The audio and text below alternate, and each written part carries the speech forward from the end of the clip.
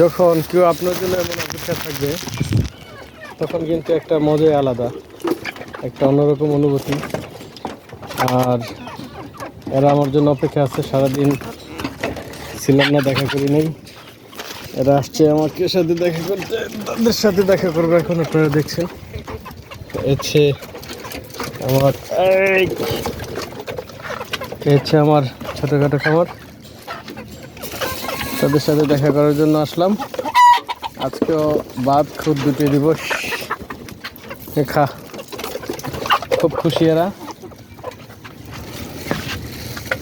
দেখতে পাচ্ছেন খুব খুশি। এই হচ্ছে আমার ছোট খামার, আরেকটা আছে